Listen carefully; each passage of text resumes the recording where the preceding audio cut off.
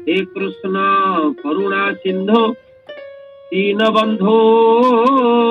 जगतपते गोपेश गोपिका कांत राधा कांत नमस्तुते। आसंतु आमे माने धारावाहिक कार्यक्रम श्रीमद भागवतंकर तृतीय स्कंधर 41 नंबर श्लोक गला काली अनुध्यान करथिले। ए श्लोकटी एक व्यापक अर्थपूर्ण श्लोक जहाको कपिल भगवान माँ देवती के सूचना देइचंती ता संपर्क रे गला काली आलोचना करुथिले। आज ताहार आउ टिके विशदार्थ संपर्क रे माँ आलोचना करिवा। ये श्लोकटी रे गभीर भाव रे कपिल भगवान कहले स्त्री त्वं स्त्री संगत प्राप्त बारंबार कपिल भगवान कहउचंती जो माने पत्नी ग्रहण करिचंती दैरत्य जीवन यापन करुचंती सेमाने तांकर 50 वर्ष बयसरु पत्नीर संग त्याग करंतु, पत्नीर मोह त्याग करंतु, नचेत सेमानकर पतन सुनिश्चित। सेथिपई कपिल भगवान कहिले पूर्व जन्म रे आमे माने जो जो आसक्ति नहीं करी आज ये जन्म रे जन्म ग्रहण करिते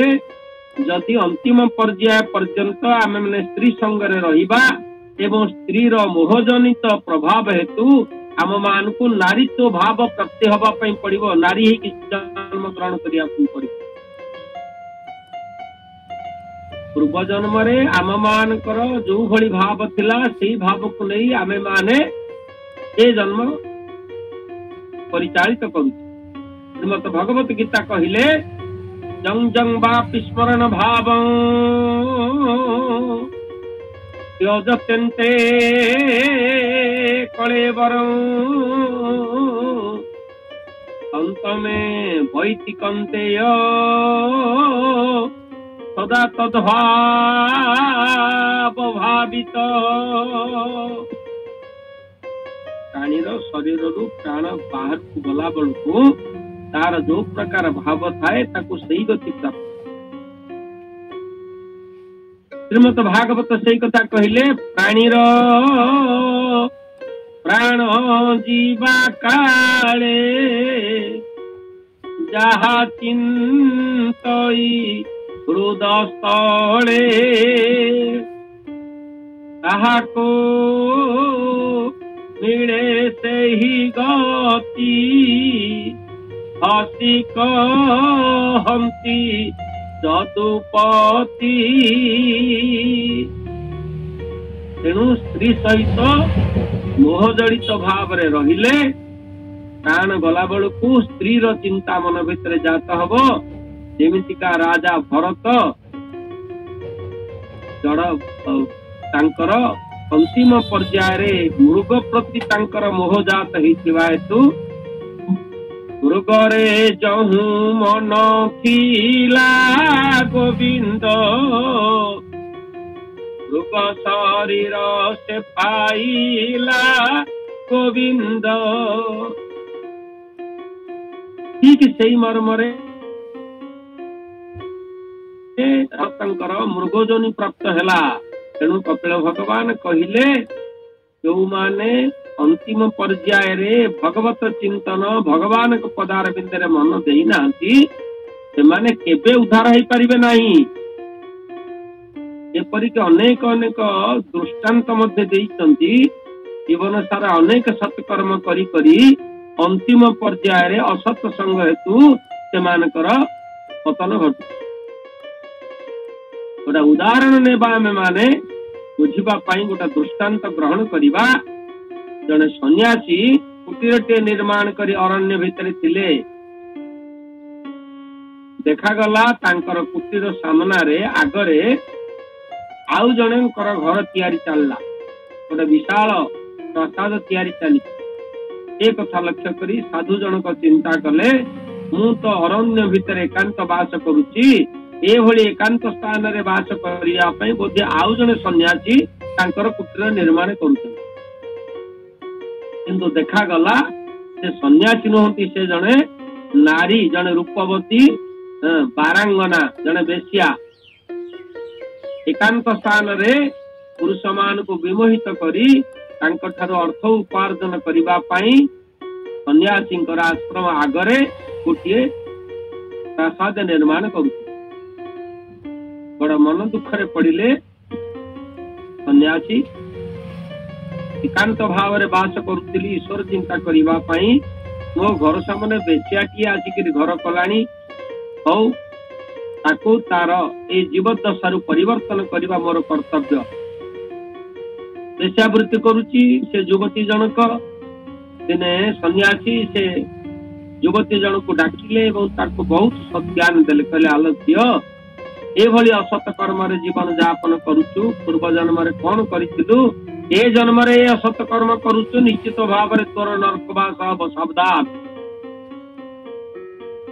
से युवती जनक बाबाजी कथा को श्रवण कले ग्रहण कले किंतु स्वभाववशतः अभाववशतः से असत कर्म छाड़ी पारु नाहंती। किंतु बाबाजी कथा को श्रवण करिया परे तांका मन भितर गभीर रेखापात करी असत कर्म करुथिले मध्य बाबाजी कथा को से मन रखिचंती एवं ताकू सतत चिंता करुचंती बाबाजी केड़े भल कथा कहिले मु ये पाप कर्म भितर लिप्त होई मो जीवन को नष्ट भ्रष्ट करिदेली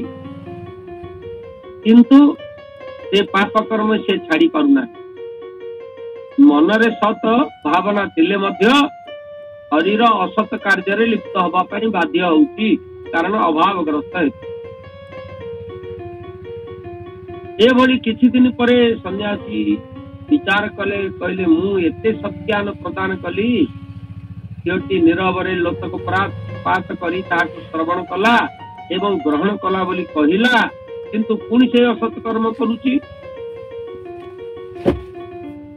सन्यासी के दर्शन कले बेश्याटी मन रे सद्भावन जात हुए एवं बेश्याटी के दर्शन कले सन्यासी मन रे असत भावन जात हुए। एते प्रकार कहिले मध्य तार असत कर्म छाड़िलानी। सन्यासी के दर्शन कले जे युवती जनक चिंता करती सन्यासी केते पवित्र जीवन यापन करुचंती मते केते सत्यान देले ए पाप कर्म छाड़ले मो वैकुंठ प्राप्ति हेबी ए पाप कर्म भीतर नरक रे पतित हेबी हे भगवान मते एतरु उद्धार कर। बाबाजी के दर्शन कले भगवान कर कथा स्मरण करुची युवती जनक एवं बाबाजी बेश्या को दर्शन कले तार असत कर्म कथा चिंता करुचंती। उभयंकर काल समय आसिक पहुंचला उभय समन भुवन को गले एवं जमापुर उभयंकर विचार पड़ला एवं जमा महाराजा पचारे चित्रगुप्त को ए सन्यासी गति कौन हम कह। चित्रगुप्त तांकर पंजिका दर्शन करी कहले बाबाजी राति पाइले बेश्यार मुख दर्शन करी असत चिंता करुथिले तेणु यांकु नरक गति प्राप्त हब। अनेक सत्कर्म थिले मध्य अंतिम पर्याय असत चिंता मन भीतर थिबा हेतु से बाबाजी नरकगामी हेले। जमा महाराजा पचारे चित्रगुप्त को ए बेश्याटीर अवस्था कौन हब ना ये बेश्याटी अनेक पाप कर्म करुथिले मध्य तार शेष जीवन बेलू बाबाजी दर्शन करी मन भीतर तार सत चिंता जागृत होता तेणु याकू वैकुंठ गति प्राप्त हो। एथुरु आमे माने अनुभव करिबा आम मानकर जीवन को उद्धार करिबा पई हेले आमे माने सत चिंता सत भावना सत जीवन यापन करी जीवन को सार्थक मार्ग रे परिचालित करी भगवान का चरण रे शरण पथिबा। आम मानकर जीवन रे एकमात्र लक्ष्य होची भगवान का चरण रे शरण नबा। तेणु ताहा पाइबा पाई हेले आमको सेही भली चिंता रे जीवन यापन करिबा पाई पड़िबो अंतिम जीवन रे सेही चिंता नबा पाई पड़िबो। किंतु स्त्री पुत्र मोह भीतर रहिले स्त्री प्रति प्रगाढ़ आकर्षण हेतु आमे माने पुनर्बार जन्म ग्रहण करुचे नारी भाव रे। श्रीमद भागवत आउ गोटे उदाहरण आम माने एठी नबा पुरंजन चरित। पुरंजन बोली जने राजा थिले से राजा कौन सी मत मृगया करबा बुलू बुलू जने नारी प्रेम रे पड़िले से नारी अत्यंत लावण्यमयी ता निकटरे तांकु निजको समर्पित कले एवं एभली समर्पित कले जे अंतिम जीवन पर्यंत माने मरण पर्यंत मध्य ता निकटरे से निजको समर्पित करिसंती एवं स्त्री चिंता करी करी तांकर जीवन जाइछि जा फल रे पर पर्याय से नारी रूप रे जन्म ग्रहण करि केवल जे पुरुष माने नारी रूप रे जन्म ग्रहण करिवे ता नुह नारी माने जदि पुरुष प्रति आकर्षित होई तांका जीवन यापन करिवे ताहाले सेमानकर मध्य पुरुषत्व प्राप्त हब ता अर्थ नारीटिए पति को जदि भगवान रूप रे विचार कला तार सेवा कला एवं सेवा करिवारे तार मन को निवेश कला तार प्रमोशन हब से नारी जन्म रु पुरुष जन्म पाइब पुरुष नारी प्रति आकर्षित हवा फल रे तार पतन घटिब तार डिग्रेडेशन हब एवं से नारी रूप रे जन्म ग्रहण करिब एवं तार समस्त नारीर भाव जो संसार को मोहन करिवार शक्ति नहीं से समस्त को उद्धार मोहन करिब एवं निजे मध्य से पाप पंकर लिप्त हब एभली भाव रे आमे माने ए श्लोक रु यह प्राप्त हेले जदि कौनसी नारी पुरुष प्रति आकर्षित होई तार जीवन शेष करे ताले से पुरुष प्राप्त हब पुरुष रूप प्राप्त हब जदि जने पुरुष नारी प्रति आकर्षित होई तार जीवन यापन करे ताले से नारीत्व प्राप्त हब भगवान कर तीनोटी शक्ति मध्यरु अंतरंगा शक्ति हेले भक्ति बहिरंगा शक्ति हेले माया एवं तटस्था शक्ति हेले जीव ए जीव दुई भाग रे विभक्त पुरुष और नारी तेणु ये उभय होचंती भगवान कर पोषक तत्व अर्थात केतेबेले नारी पुरुष हुए तो केतेबेले पुरुष नारी हुए ए भली भाव रे सेमानकर पुरुष रूप परिवर्तन होउथाए तेणु नारी मान को पुरुष रूप पाइबा कम भाग्य रे मिले पुरुष मान को सततः नारी रूप रे जन्म होबा पाई नारीर मोह ताहाको आकर्षण करी विनाश करे ताले कपिल भगवान कहिले पारमार्थिक जीवन यापन करिबा पई हेले आम मान को पत्नी ग्रहण कले मध्य उभय पति पत्नी भगवान कर सेवा करी कृष्ण चेतना रे जीवन यापन कले नारीर मोह आकर्षण करि पारे नाही मझिरे भगवान को रखी पति पत्नी भाव रे घर संसार कले शेष जीवन पर्यंत मध्य सेठारे माया ग्रास करि परिबो नाही कारण माया पति मझिरे अछंती माया पति होचंती भगवान मायापति निकट रे थिबारु तांकर सेवारे जीवन यापन करुथिबा हेतु माया आकर्षण करि पारे नाही तेणु पुरुषर पतन हुए ना तेणु हे सज्जन वृंद आमे माने जो माने घर संसार करिचे एवं पत्नी ग्रहण करिचे शेष जीवन पर्यंत पत्नी पाखरे रहिबे किंतु तांक ठारू मन को भगवत चरण आडु पाणीमा पाई हेले नारी आ पुरुष मध्य भगवान को स्थापन करने दरकार जा फल भगवत चिंता जीवन रे जागृत हेले मन रे जागृत हेले आमे माने उद्धार हवार मार्ग प्राप्त होगा पुनर्बार कहले कपिल भगवान उभय नारी आ पुरुष एकत्र हवार गोटे मात्र लक्ष्य है उभय भगवत सेवारे नियुक्त हेबे जो माने भगवत सेवारे नियुक्त हवा पाई नारी पुरुष रूप रे भगवत सेवा कार्य करती सेमाने कृष्ण चेतनशील होती एवं श्री कृष्ण पाखरे सेमानक मन को अर्पण करी उभय भगवान कर सेवारे नियुक्त होई जीवन को सार्थक कर तेणु जो माने पत्नी ग्रहण करी नांती सेमानक कथा अलगा सेमानकर चिंता करिवार कोन कारण नाही जो माने पत्नी ग्रहण करिसंती सेमानकर कर्तव्य हला पत्नी को भगवत सेवारे नियुक्त करी निज मध्य भगवत सेवारे नियुक्त हवा दरकार एवं अंतिम जीवन रे भगवान का पाई जीवन को उत्सर्ग करिबा दरकार किंतु आमे माने धन संपत्ति पुत्र दारा इत्यादि पाई जीवन समर्पित करी विनाश आड़क जाऊचे विकास नाम रे विनाश आड़क तांगात्वन विजानिया पत्य पत्य सुहात्वजम दैवो प्रसादितं मृत्युं मृगयोर गायनं यथा। 41 नंबर श्लोक जो गभीर अर्थपूर्ण कथा कपिल भगवान कहले नारी संगरे जो भलिया पतन हुए पुरुषर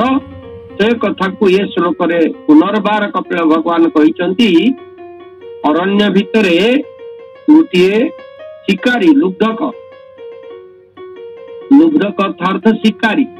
ये जीव मान को बद्ध करे मृग मान को जे मारे से अरण्य भितरे सुंदर भाव रे वंशीवादन करी गीत बोले एवं मृग मान होउचंती ये सुंदर स्वरर एक आकर्षक वस्तु। तेणु जेतेबेले लुब्धक सुंदर भाव रे वंशीवादन करी अरण्यर लता अभ्यंतर भितर गीत बोलिबा को आरंभ करे मृग माने कर्ण डेरी ताड़ को आकर्षित होते एवं ता पाखरे आसिक पहुंचते एवं मृग मान को पाखरे देखी सेमान को सरबिद्ध करी से लुब्धक सेमान को बद्ध करे।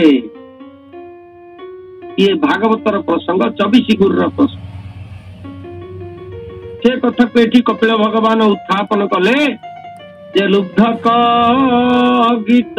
शुणी करने मृग जे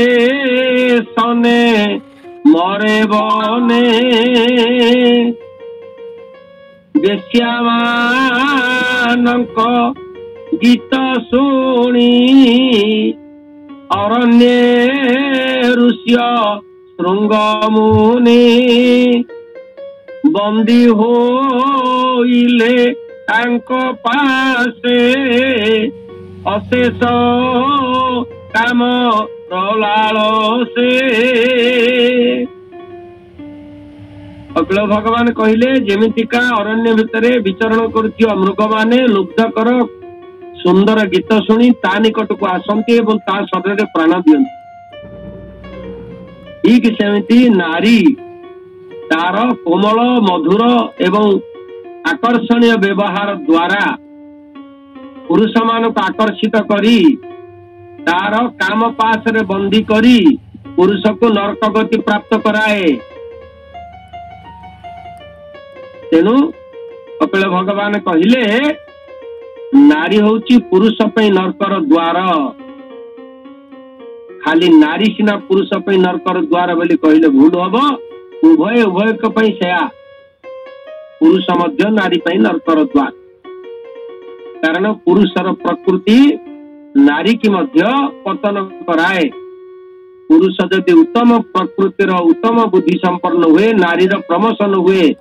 पुरुष यदि मंद बुद्धि संपन्न हुए नारीर पतन घटे। तेणु उभय गोटे सूत्र बंधा नारी और पुरुष नारी जमती पुरुष को पतन कारण हुए तार असत चिंता लगी नारी जदि ईश्वर चिंतारे स्वामी को भगवान बोली विचार करी ताहा प्रति अनुगत्य स्वीकार करिवो ताले उभयंकर प्रमोशन हबो। नारी जदि तार कामलालसारे पुरुष सहित संयुक्त हबो ताले पुरुषर पतन घटिबो। ठीक सेही भली भावरे नारी जदि पुरुष प्रति ईश्वर चिंतन रे आकर्षित हबो ताले तार पुरुषत्व प्राप्त हबो। जदि नारी तार कामलालसारे बशवर्ती पुरुष को पतन मार्ग को नब नारीर मध्य पतन हब। तेणु एभली भावरे कपिल भगवान जहा कहिले जदि भगवान श्रीकृष्ण प्रति आसक्ति जात हुए मध्य भगवान श्रीकृष्ण रहंती पत्नी आ पति उभय भगवान सेवा करने सम्मिलित हुंती ताले उभयंकर प्रमोशन हब उभयंकर उन्नत हब अवनत हब नाही। उभय भगवान सेवारे निज को सार्थक कर्म रे भगवान के निकट समर्पित है। श्रील रूप गोस्वामी कहिले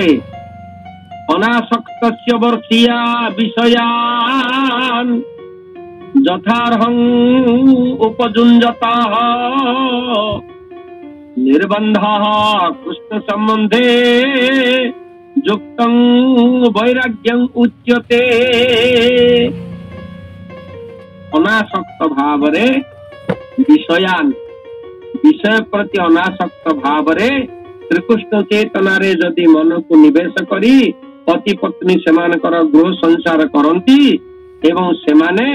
उभय से वैराग्य जात प्राप्त होई भगवान का चरण रे स्थान पाती। तेणु जीव निजको भगवान का सेवारे लिप्त करिबा पई हेले पति पत्नी एकत्र वास करी भगवान कर सेवारे निजको नियुक्त करिबा दरकार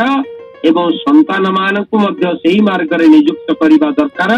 पति पत्नी संतान माने एवं परिवार सदस्य माने गोटे भाव रे एकत्र हेले ताहा वैकुंठ समान ही जाए। तेणु श्री रूप गोस्वामी उदाहरण आम पाई यथेष्ट। कपिल भगवान से कथा कहिले पति पत्नी उभय भगवत सेवारे नियुक्त हुआ जीवन को सार्थक कर संसार करिवारे आपत्ति नहीं किंतु संसार करिबा कृष्ण प्रीति अर्थे।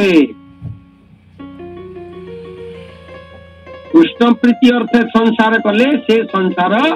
होची कृष्णर संसार आमर संसार नुह ताहा क्षतिकारक नुह ताहा उपकार। तार सब से दिन हरे प्राणु अधिक प्रिय करे धन जीवन आदि जेते समर्पित स्नेह चिते गुरुजन को माया करे तार विश्वास दिन हरे सेवक जन प्राय होई इते से वही दुख सही ए जीव प्राण तो काले तारूप ध्याने सुनि स्थले से नारी स्वरूप धरई पुरुष अंग प्रते जई से माया रूप होए पति बृहत नय सुता नाती ताहाको स्नेह बस होई ते मृत्यु बोली न जानई सने व्याध गीत गाई